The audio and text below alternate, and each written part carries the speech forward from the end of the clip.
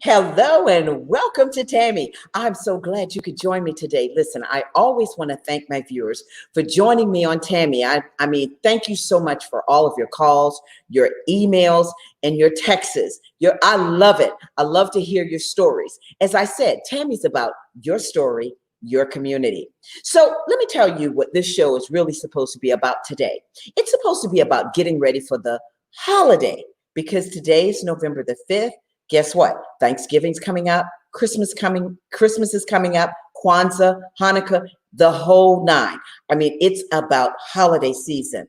However, today is a day that, wow, I'm in a whole another realm. So if I start talking funny and I start talking real fast and I sound like I'm from Charleston, then it's because I'm excited. This has been election season. I keep talking about the fact that I wanted everybody to vote. We got out, we voted, which was very exciting to see the long lines. However, today, as I'm sitting right here in this chair, and you all can't see, but I'm not supposed to be looking at the television because my producer says I shouldn't take my eyes off. But the election results, all I want to say to everybody is we've got to make sure that all the votes are counted. That's one thing. But one of the things that I want us to do is I want us to keep the faith. I don't want us to get sidetracked about what's being said, about what's going on.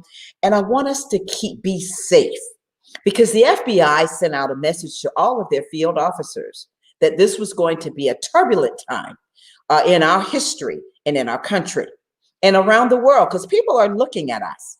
And so I really want you to think about being safe. Now, I'm not going to tell you what arsenal weapons that I may have around here besides me. My producer is saying, don't say that.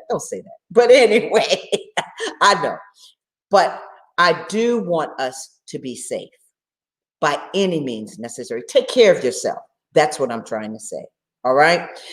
The other thing that concerns me is the coronavirus. Folks, wear your mask.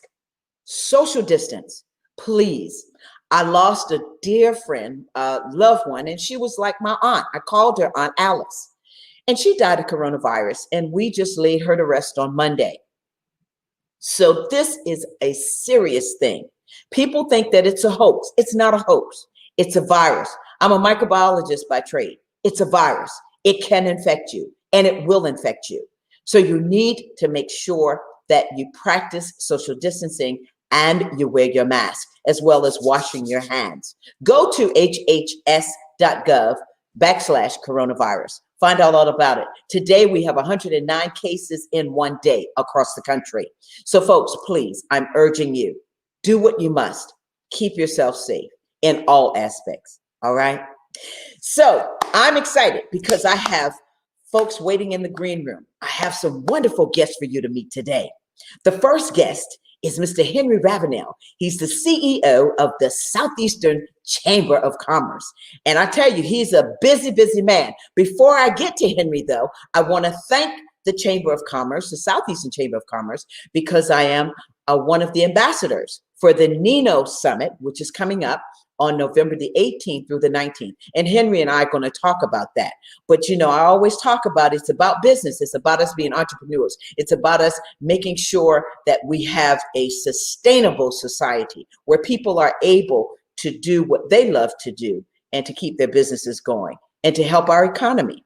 All right. So anyway, Henry's going to come from backstage in the green room. Come on out, Mr. Henry Ravenel. How are you, Henry? I'm awesome. Good evening, Miss Tammy. Happy to be here. You are quite welcome. You can just call me Tammy now. You know the deal. I'm glad that you're here with us today, Henry. And, you are a busy CEO. And first of all, I want to talk with you because people are going to wonder, well, how does she know Henry Ravenel? And how does he know Tammy? So tell us a little bit about Henry.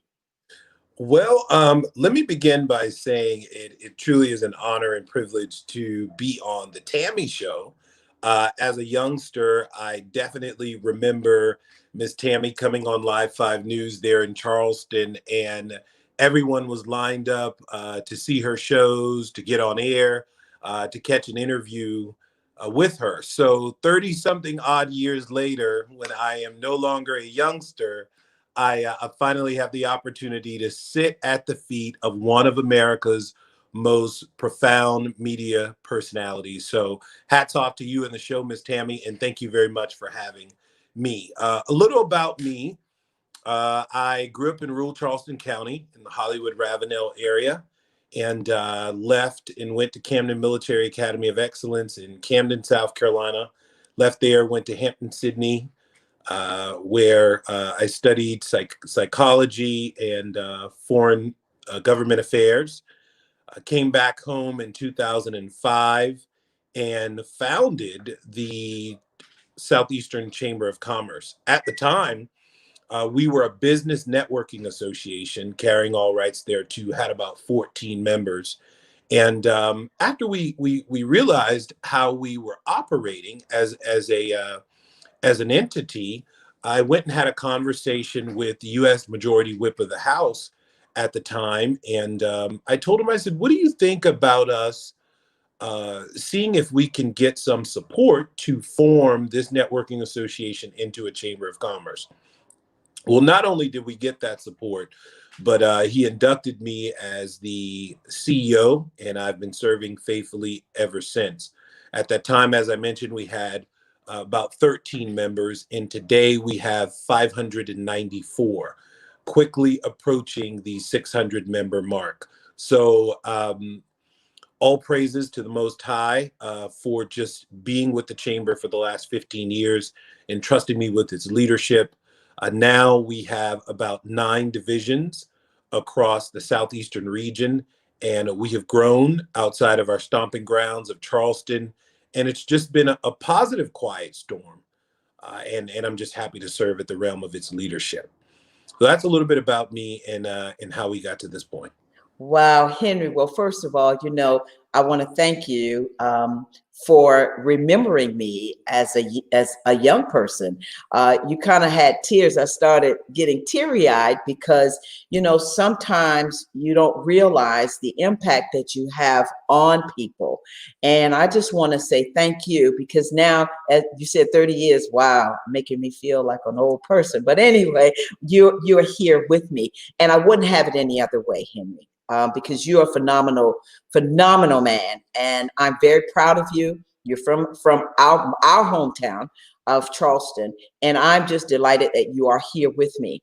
You said a couple of things that struck me, and this was more so about you, because you founded the organization, one, but to hear you talk about having the conversation with Congressman Clyburn, who we all know, that's like family, who we all know. And then yet still having this organization, building it from 13 members now to almost 600 members. Talk about what inspired you from the very beginning to really want to start this organization. Well, I guess, I come from a generation of entrepreneurs, uncles on both sides own businesses. My mom later on became an entrepreneur, but she was a corporate professional. My dad was always an entrepreneur. So I think it's in the bloodline as far as startup and leadership goes. But I think one of the main things that stood out the most to me is while in school, I always had a love for our city. When I say our city, I mean the headquarter area of Charleston. I knew it had potential and growth. So we went from a old military tourism town in 1995 that was facing a shipyard closure to, in 2005, being, starting to be recognized by different sets of style and living magazines and tourism industries all over the world for our charm, for our history, from the culinary and food and beverage scene to hospitality, and now most recently our tech sector.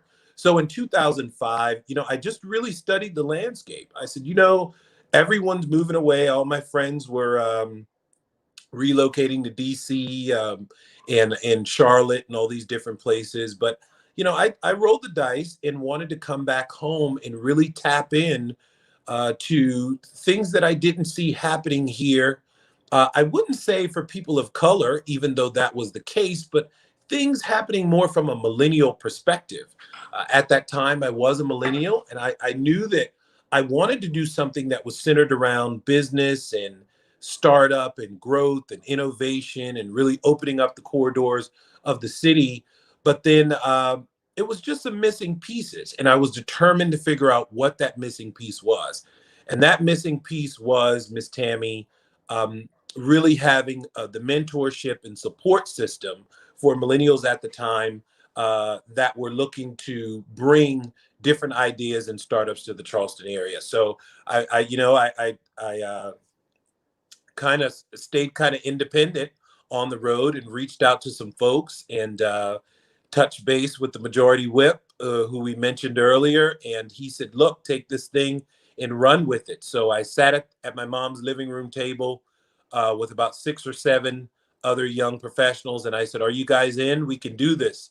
They said yes. And then this is the product 15 years later. Wow, 15 years later. So let's talk about that. What were your challenges in starting this organization? Because for you to start an organization with only 13 members, and now you've grown it to 600 plus, almost 600. Well, yeah, almost. We're claiming it. We're claiming it, Henry. So what was the pathway for your journey as far as the challenges that you faced? Because I'm pretty sure that it was not as easy as we're hearing you say that it was. So you probably went through some challenges. And if you didn't, share that journey with us. What was that journey like? Well, one of the things I think that has got the organization at large, past me leading the day-to-day operations, is consistency. It's a lot of people start things and they give up, but I was determined to make sure that every door that I went in that was closed in front of me or that was closed before I got there, that they would realize that I was going to really push this organization into being one of the greatest organizations in the Charleston area. And when I say that not boastfully, but very humbly, because some of those obstacles were access. A lot of people say, hey, we'll be a mentor and we'll help you along the way. But at that time, it just wasn't something that was very inviting to our culture of people. And so, I did the obvious. I got a job out on Kiowa Island.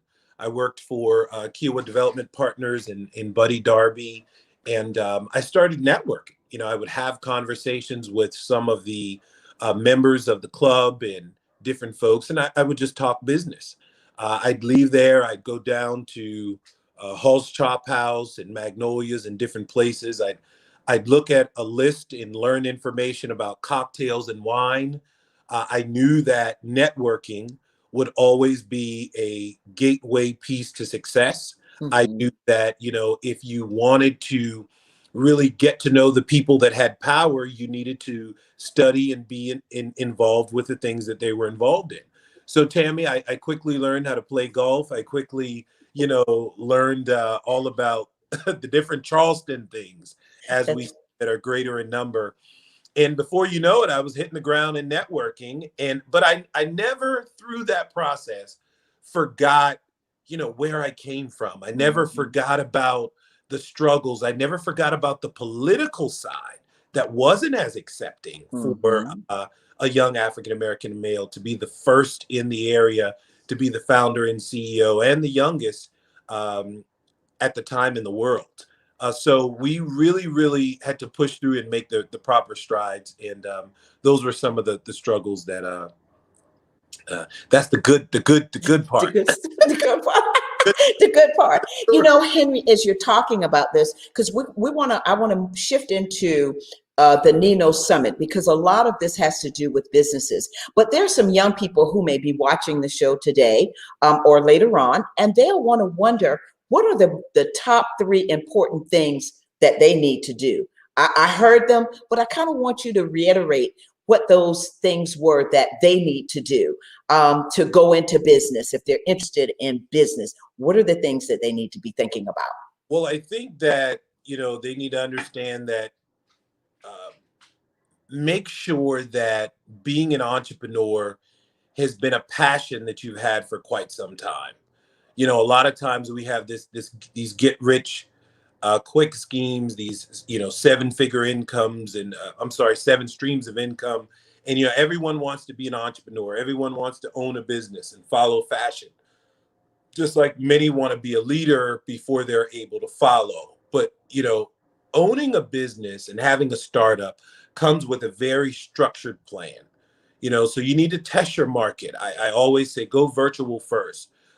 Test it on the World Wide Web. Do e-commerce first before you jump into a brick and mortar and take on a startup loan or responsibilities, not knowing if your product or service is right at this particular time for the market. Everyone wants to own a business, but not many people want to work on the business. They want to work in the business. So the first thing would be is to make sure that your passion aligns with what you want to do, and really study the market to make sure that your plan is even going to work. Pull data, find out information about your competitors. Make sure that you're launching at a time where your product or service is really needed and it's not inflated already in the market. The second thing would be what I talked about earlier: consistency, knowing that you're going to have good days and bad days, and really just projecting your future based off consistency. You've got to keep your hands to the plow, as my grandfather would say. And then the third thing would be is preparing, knowing that you have a 5-year plan in place when the business is doing good, and you're not thinking about a COVID-19 outbreak, you're not thinking about quarantine, you're not thinking about shutdown. Make sure that you are operating with the right type of funding and budget. Make sure that your liquid savings is in place. You need to have a strong liquid savings before you even start a business. Even if it's a t-shirt company, you need to be able to sit in front of people that are going to help you run numbers, mentors, accountants, and bookkeepers that do this type of stuff for a living. And most of all, join your local chamber of commerce, the Southeastern Chamber of Commerce to be exact. Join in and get the mentorships, the startup guides, the starter packs that you need, because one thing about a chamber of commerce is they're staying on the economic edge and innovation. They're constantly getting the forecast of what's coming, of what's going to happen, of what's ahead, and you're going to need that in order for your business to be successful. So those are my 3 points. Wow. And you said a couple of other things that you said that I loved and that I do, because I speak French, some German, and a little Igbo and Spanish and all. But one of the things I love that you said was that you met people, you learned about golf, you learned about wine, the finest wines, about dining and those types of things. And that gets you into the door. Absolutely. That gets you into the door, right, Henry? Those deals are made in those type of settings. Exactly. Walk into an office and learn the business trade. We can burn the midnight oil and study the material, but the social aspect of really knowing who's who, especially in the South, as we often say, it's not what you know, it's who you know. And at that time, 15 years ago, that was very prevalent. It's good to see cities, specifically Charleston in particular, that's growing and providing now for the Gen Z community and in the Gen Z generation. They have some different type of industry tools that they can tap into that will help them. But back then, I mean, man, it was all about who you know. You had to get your foot in the door. That's right. Type of people, and those deals are made at the bar, whether you drink or not. Learn about it. That's right. Order a water and put some grenadine in it. Hello. Hello. Listen, You you do what you got to do. You do what you have to do. So, Henry, this is great for us to segue. Let's talk about the N.E.N.O Summit, because the summit really is your baby. And why did you think it was so important to start the N.E.N.O Summit through the Southeastern Chamber of Commerce? And what are people going to get when they come? What are they going to see? So N.E.N.O stands for Next Gen Entrepreneurship Nonstop Opportunity. And so we did a part one to it. It actually sprung from 2014, Tammy. We held Charleston Entrepreneur Week. And we ran Charleston Entrepreneur Week as an organization from 2014 until 2017. 17, we took a break. And then when the pandemic hit, we realized that all of the resources that the Chamber of Commerce can offer to businesses, the best type of resources that they can offer to businesses is, how do I survive as a small business owner and entrepreneur post this COVID-19 outbreak? And so in order to do that, you have to bring in industry experts that can relate to the different types of small businesses, entrepreneurs, and startups that need assistance. You know, everyone thinks that they have the answer, and not a lot of people want to sit in seminars and workshops. You know, they call that type of educational stuff boring, you know, when you're rolling and the cash register is ringing. But the minute, you know, something happens like COVID-19, you realize that, you know, your business is not, you know, economy proof as you thought it was. So we decided to bring in some experts. You know, I was just sitting in my study one night and thinking of different ways of how we can be the frontline organization to really assist businesses through this process. And they want to hear from experts. They want to hear from people that have failed, that have gone through, you know, issues and you know, faced opposition and have been able to bounce back. And that's how N.E.N.O got here. So I called up some friends and some industry experts, angel investors, and venture capitalists. And I said, look, Charleston, the small business community, we need you to come speak, need you to come pour into these people, from hospitality and tourism all the way till banking and finance and tech and cybersecurity. They all answered the clarion call. And so we're gearing up for part two. Yes, and I'm excited about part two. You have, you have a plethora of guests that will be coming on, speakers that are going to be coming on, that are going to be talking for November the 18th and the 19th. And tell us, when does that start, Henry? What time, where it's going to be? So it's going to be held at the Citadel Mall. We picked the Citadel Mall because the new name for the Citadel Mall is going to be the Epic Center. If you've ever thought about the Epicenter in Charlotte, well, look out, a similar model is coming to Charleston. Richard and Ginger Davis of Trademark Properties, who now own the Citadel Mall, have really produced an amazing design. And that area alone is just next gen. It's up and coming. It's going to look like a mini little downtown in West Ashley. So that's one of the things our chambers is about. We always look for opportunity, what's coming next, and what's the millennial and Gen Z shift. So that brought us to this particular space where it's going to be held. You can enter at the Planet Fitness entrance on Thursday, November the 18th through the 19th. We'll get started with breakfast at 8:30 a.m. on the 18th. We'll have about, I think it's 21 different speakers in the realm of the day on the 18th. We'll break up into boardroom, board table, round table sessions. We'll follow CDC guidelines. We're asking all of our registrants to wear their masks. It's a big open space. It holds about 400 to 500 people in there, but we've capped the attendance at 150 to make sure that everyone can socially distance in a safe atmosphere. So go to eventbrite.com, register, put in N.E.N.O Summit 2. And on the 19th, we'll get a little bit more tech savvy, which is the final day. We'll go just until 1 o'clock, which is lunchtime. And we'll talk more about technology, the 5 gig community here in the Charleston area. We'll talk about the tech industry. We'll talk about popping subjects such as cybersecurity and why this is going to be a multi-trillion-dollar industry through the Department of Defense very soon. And in cybersecurity, we're seeing that now with, you know, election issues and things of that nature, hacking and what took place at Blackbot and different things like that. So cybersecurity is a very up and coming subject that we need to talk about, and we're going to talk about that at N.E.N.O. Wow, Henry, we can't pack it all in just this time that we have, but I just thank you so much for joining us. Now, I did have one other question for you, and this was something that came through earlier. Someone sent me a text and asked me, they said, have you seen an increase in people starting businesses during COVID? Actually, we have. We actually have. We've seen a lot of people, whether it's making masks or making hand sanitizer with aloe, all the way to people just stepping out in faith, from being laid off jobs and really getting into a passion or a dream that they've always had. So this is startup season, and there are grants, products, services, startup loans far beyond the Small Business Administration out there for everyone. Specifically for people of color in the minority business community, there are a lot of opportunities available.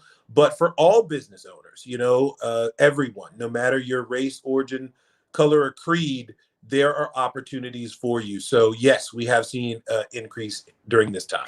With that uptick, and as I was talking and I've been telling people about starting the show, during COVID, I was sitting here sheltered in like everybody else. And I said, I'm going to go back to what I know, what I'm used to doing, and what I love to do. You said something earlier, you have to have a passion. If you're going to be an entrepreneur, you've got to have a passion, because I'm going to tell you what, you're going to work all night long. It's not, you already know, right, Henry? Because that's what you do.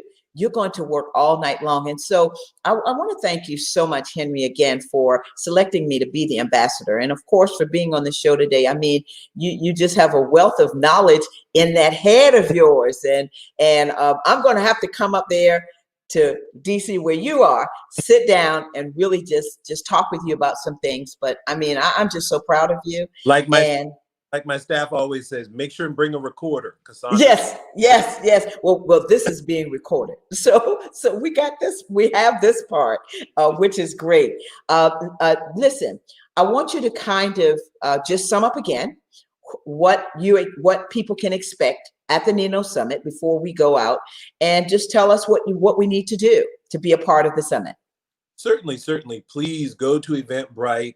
Tickets for chamber members are as low as $79 for 2 Power Pack days, all the way to, I think, $129 if you're not a member, and $269 for 2 Power Pack days if you want the VIP package, which gives you all access. We're having a Bites and Brews reception, networking reception that will take place at 5 o'clock on the 18th of November. Enter at the Planet Fitness entrance. And we're going to be in the old Encore shoe space. Just follow the easel signs to the room. We have some speakers that I'd like to mention. We have Greg Tate. He is a human resource executive. KJ Kearney, he's founder of Black Food Friday. We'll have some fitness experts there that will talk to you about meditation and the importance of mental health after the COVID-19 outbreak. Simon Boardman will be joining us from Atlanta, Georgia. He's with Verto Advisors.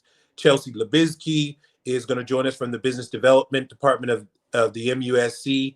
She'll be talking about biotech and where the tech industry is going in Charleston.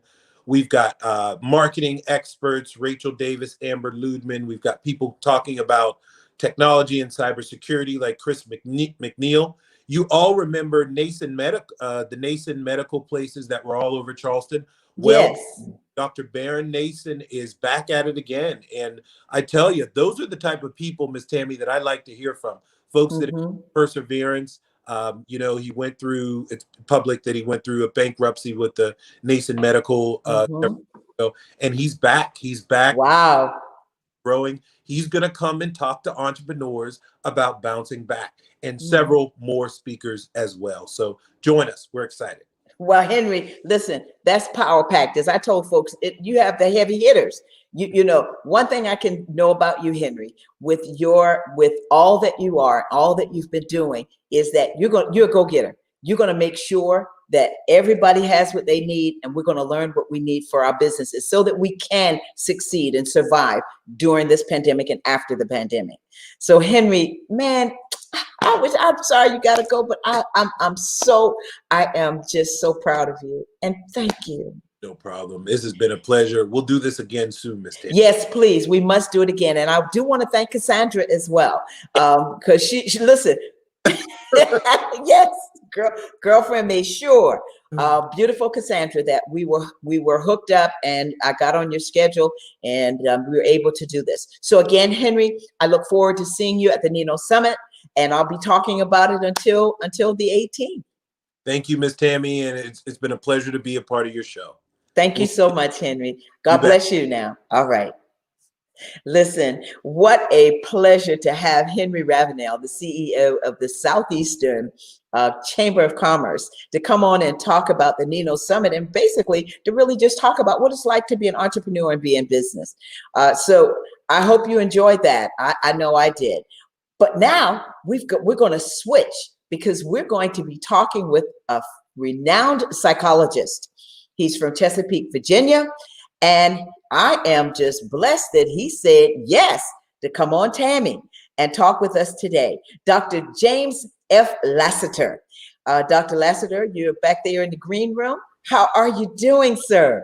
I'm fine, Tammy. Thank you so much. I Yes, appreciate sir. your invitation. Thank you. Well, thank you. Thank you for taking time out of your busy schedule to join me here on Tammy and to really talk with me about preparing for the holiday. But as you and I talked while off the air, I was saying that I really wanted to touch on a couple of things, things that you deal with, anxiety, depression, all of those things. But before we get to that, Dr. Lassiter, kind of tell us a little bit about who Dr. Lassiter is. Well, I hail originally from New York, although my family has been in this part of Virginia in Hampton Roads probably for several hundred years, at least right after they opened up Jamestown. And I've developed a practice in New York for over 30 years. And then about 15 or so years ago, I decided to come back to sort of the home state with my family, and I started a group practice down here as well. I'm trained as a psychoanalyst, and I'm a trauma specialist, and I've been, providing services to the Hampton Roads community pretty much nonstop since I opened this office here. I'm a diplomate in clinical psychology, which is considered an expert in this area. And, have been using energy psychology, hypnosis, along with psychoanalysis and other types of interventions to help people manage stress and to deal with some of the more difficult situations that I guess are the result of, some of the environmental and political, differences that are, constantly surrounding us, the type of emotional environment that we have to contend with. And especially now with the pandemic, of course, that's become a primary focus for, a lot of the work that I do for most of the days, sometimes 10, 12 hours a day. Well, thank you so much, Dr. Lassiter, for sharing that, because a lot of times when people, when we hear the experts, and you're a renowned psychologist, we don't know what you have done, what your expertise is. And so I thank you so much for sharing that with us. As you and I talked backstage, I said that one of the things that I wanted to really delve into as we are preparing for the holidays, and mental health is something that's very dear to my heart, is the anxiety. Because right now, I'm not looking at it, because they would get mad with me. My producer, she would say, stop, your eyes going over there to television. But the election, as you were talking about the political differences and all, anxiety, I felt it. I felt it on Tuesday. And I was like, oh my God, I didn't sleep. I was up. I did see 45 at 2:00 in the morning, give that, whatever that was. And so how do you talk to people, and what do we need to do to really kind of calm our nerves? Yeah. Well, I think you hit upon it already. A lot of it is about the perspective, the perception a person has about what's going on around them, about how much risk they believe that they're in or not. So frequently, what I encourage people to do is to, um, you know, uh, um, uh, consider what their, major concerns might be, to focus on, allowing some of these issues to, just be the way they are. Realize that, there's not necessarily things that we can do about everything, and to focus on and to be able to, accomplish or attempt to manage some of the things that we can. Um, uh, uh, uh, a primary, I guess, general issue at this point is, we're struggling with what I call pandemic distress, political distress, mourning, and grief. The whole country is kind of doing that. And as you notice what people are coming in with, it's like the five stages of grief, but on a national level. Excuse me as I check with my notes. At my age, I don't remember everything. that neither do I. Even though I'm always working with, but denial, Yes. anger, bargaining, depression, acceptance, all of these kinds of procedures. All of this is the stages of grief that we're going through, and I see people coming in at one or another stage like this all the time. So staying trying to accept things as they are, to recognize what's happening, to allow yourself some self-compassion, and trying to, let go of making judgments constantly all the time, whether this is a good thing or a bad thing or a right thing or a wrong thing. Sometimes it just is. Life is what happens. It comes and knocks on our door after we've made our plans. And if we're focused too much on the future, we're going to be anxious because there's nothing we can do about it. If we're focused too much on the past, we're going to end up depressed because it's beyond us. It's not an awful lot that we can do about that either. Everything is happening now. Mm-hmm. So staying in the moment, I teach my clients to breathe from their lower abdomen, to allow themselves the opportunity to sort of build in a relaxation response. I'm on a roll now. Let me stop because you got me going. Listen, I love it. I love it, Dr. Lassiter.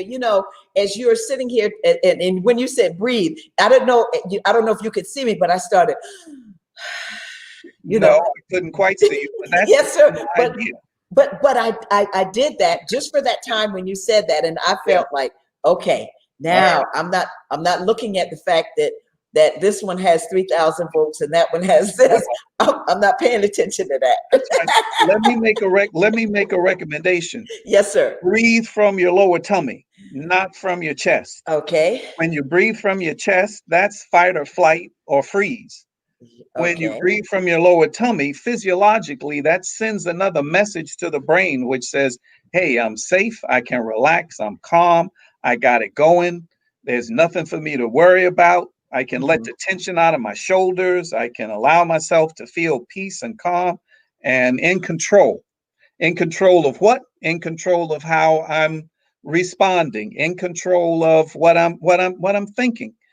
The placebo effect, believe it or not, that idea of getting a sugar pill instead of the medication, and you start to feel better anyway. Well, that can happen with visualization. That can happen with affirmations. That can happen with your giving yourself permission to say, God is on the throne and everything is all right. I know it is. I love it. I love it. Well, one of the things at 3:00 this morning, I said that I know that we are anxious, about Yeah. the elections. We are anxious about everything that's going on around us. Yeah. But I am focused, and I know that what you said, because I'm a Christian, I said, I'm focused on God because I know He's in control. So then I started to feel myself calm down. And I Exactly. said, okay, now you don't have to look at the television anymore. Now you just read your scripture, and now you just drift off to sleep. And so that's what happens. But Dr. Lassiter, there's so many people out here that really don't know how to deal with everything that's going on. You're sheltered in place. I talked about that earlier. I'm here in my home, which has ceilings, high ceilings, and openness and all of this, but you don't have people that have, some people don't have those types of outlets. They're children who are home. You may have 3 or 4 children on a computer, one computer, Yeah. going to school. Mm-hmm. What do you say to a mother? And this is just an example. And I know as you are talking, we are only talking not specifics, but just generalizations. Yeah. What do you say to a mother who says, I can't do this anymore? Or a father, or a husband and wife, I can't do this anymore. What am I supposed to do? What would you say to them, Dr. Lassiter? Yeah. To stop again and to take a breath and to, actually look at what it is that they're responding to, what it is that they're struggling with. In other words, to sort of recognize what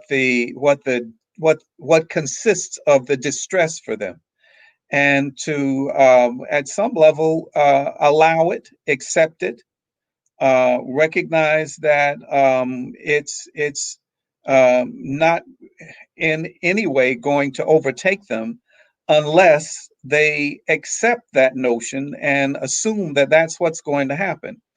In other words, what you believe, you'll create. If you can change your belief, you can change what's going to happen around you.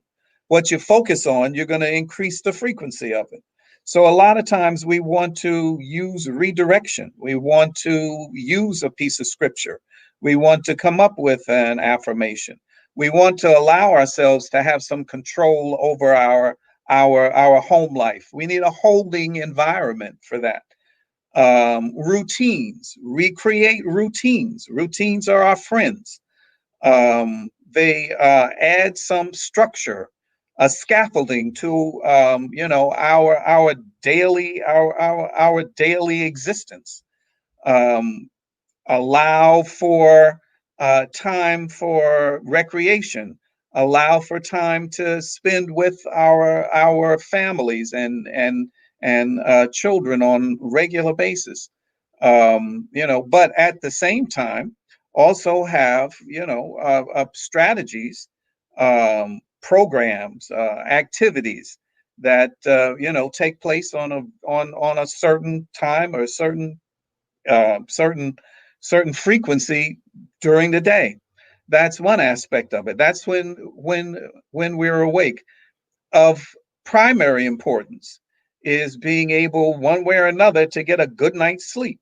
Sleep deprivation, interrupted sleep, it disrupts our circadian rhythms, which are those things that, believe it or not, our bodies work on routines also. Everybody knows that. And so when our rhythms are off, our body is off, and that can affect our mood, our ability to even digest food. It can interfere with our being able to think logically and rationally, and it, oh, by the way, will impact our immune system. Hello. Mhm. So Hello. don't want is stress. We don't Yeah. want to feel like the world has gotten away from us and that we can't manage it. So if you can create a world, a little world within the world, Mhm.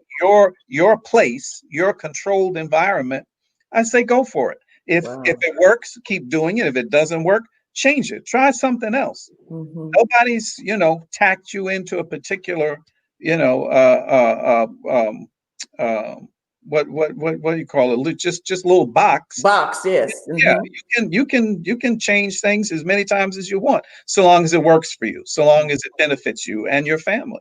Yeah, you know, Dr. Lassiter, you said something very important, and you've been saying a lot of things, routines, and I don't get a good night's sleep, but anyway, that's just me, and I'm still waking up like, hey, what's going on?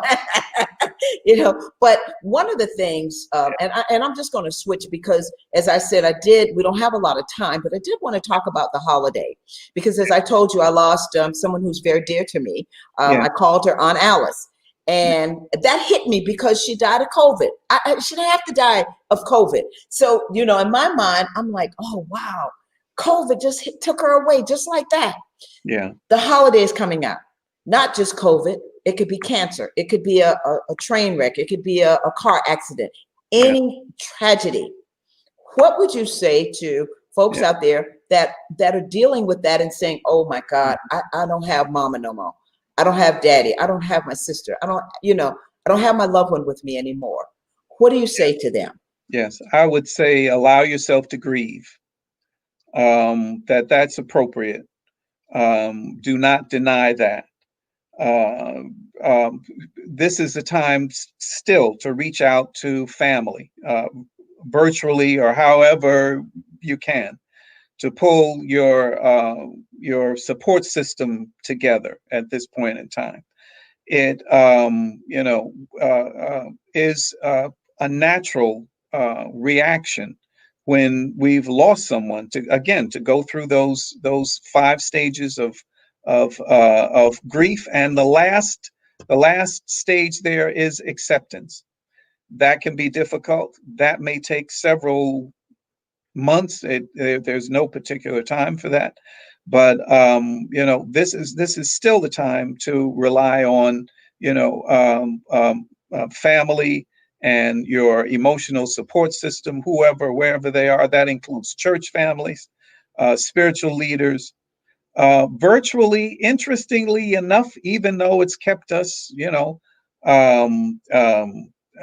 quarantined and so on, it's with the technology that we have now, virtually, we're in a position to be in touch with many more of our close friends and relatives than possibly we were before. We were running all over the place, up and down the interstates into just doing video games. Now we have, with this technology, the ability to have huge family connections and family activities online. It gives us the opportunity also to be a bit more innovative for the holidays. No, we can't have maybe the huge groups of people in one gathering or another that we're accustomed to or enjoy doing, but smaller groups allows for greater intimacy as well. We can spend more time with folks that we're more connected to and care more about, and so on. While we can still invite half of the country in if we want to That's right. share a toast, and do that on whomever, Zoom or YouTube or whoever it is. Yeah. So there are different ways, but it's like, don't get caught up in what we used to do as the only way that we're able to do things, because that's a sure recipe for depression. That's right. About anxiety on one side, that's a sure recipe for depression. What we used to have, what we used to do, the way things used to be. Well, they ain't no more. So what you gonna do about that? Come on, Doc. Come on, Doc. I love it. Right. I love it. Right. I mean, but what you're saying is so true. And if we can get out of our own selves and just realize, as you said, that get out of that box that you're in. We always talk about think outside of the box. Now's the time to really start thinking outside of the box. That's get true. outside. Get outside of the box. Do. And as I tell people, do you. Now's the time to do you. Yes. And don't think about the other stuff, because all it is just going to just going to cause you to hyperventilate. It's just going to cause you to feel boxed in and closed in. Yeah. Well, Dr. Lassiter, wow. One of the That's things that I recommend that sort of alongside with spiritual strategies and techniques for sort of coping is mindfulness. Mindfulness is another approach to, feeling grounded, feeling centered, allowing what's going on around you to go on around you without you being suckered into it and feeling like things are out of control again, and you don't have any way of managing what's happening. Mindfulness allows you to sort of stay in one place, to be kind of centered and watch all this stuff going on and say, yes, it's going on, but it doesn't necessarily have to go on inside of me. It doesn't have to be all about me. yeah, I sort of accept that this is life. yeah. Life has knocked on my door again. Okay, greetings. Uh, Hello. right? Yeah, yeah. Hello, but that doesn't mean I have to follow you out of my house if I don't want to. All right. All right. Wow. I love that. Say that one more time, Doc. Did you look? I tried to write that down. You Oh, that said you don't have to follow life. that's it. Life That's has to it. follow us. That's Absolutely. right. Yeah. Wow. Even Wow. when it comes knocking on the door and it thinks we're not prepared for it. Well, Hmm. there isn't anything that we have to do except recognize it. Just Yes, sir. recognize it, allow it to be. Allow it to be. Just allow it to be, and so can we be just that way. One of the other primary rudimentary basic things about mindfulness is self-compassion. We have to take care of ourselves. We have to do what works best for us. We have to be kind to us. That includes not making so many judgments about, did I do this right? Did I do so and so right? Struggling with guilt and shame and all these things that we think other people are thinking about us. And whether we're clairvoyant or not is a whole nother issue. We won't need to go into that. But that whole aspect of, I should be this, I should be that, I should Hmm. be so and so, Hmm. Um, Ah, no, not necessarily. Care about you, take care of you, get a good night's sleep, do some exercise, just go walking around, sit and listen to birds, do whatever, but spend some quality time okay. with you. You're Hmm. entitled to that. Take care of Hmm. yourself. Self-compassion is a primary factor of mindfulness strategies. Wow. Self-care. Self-care. Like after I get off of this, I'm gonna go now. Since you said that, I got that big tub. I'm gonna go and take a, There you go. take a tub, a bath, and just a bubble bath, and just enjoy Right, it. I mean, right. and these are the things that you're talking about because I love to read my books, and like I said, I don't sleep, but hey, it is what. Like I said, right now, it is what it is. It Uh, is what it is. it That's the is. cliche, but cliches are cliches because they're true. That's That's true. right. That's true. Yeah, Yes, sir. That is so true. Well, what I'm going to ask you one last question, yeah. because we'll get ready to close in a little bit. Is what is the takeaway that you want people to from this interview? What is the takeaway? Couple of things. One is, breathe for sure. You got to breathe. Recognize when you feel like you can't handle it anymore. There are folks out there that can help you with that. Find a professional. Trauma. There's two kinds of trauma. There's big T trauma, which is when you see something really dangerous has happened. But for the grace of God, that could have been me kind of trauma. That's a big T trauma. And then there are little T traumas, which are assaults to our integrity, our ego integrity, our self integrity. Those little T traumas are happening constantly, all the time. That's happening continuously. And these are the kinds of things that we need to address. And there are professionals that can certainly help you do that if you're not prepared to do it on your own. And it's okay to look for them. Your ministers, your counselors, your psychologists, of course, social workers, licensed professional counselors. Um, There's a lot of supportive folks. The bottom line is you don't have to suffer. Pain is inevitable. Suffering is optional.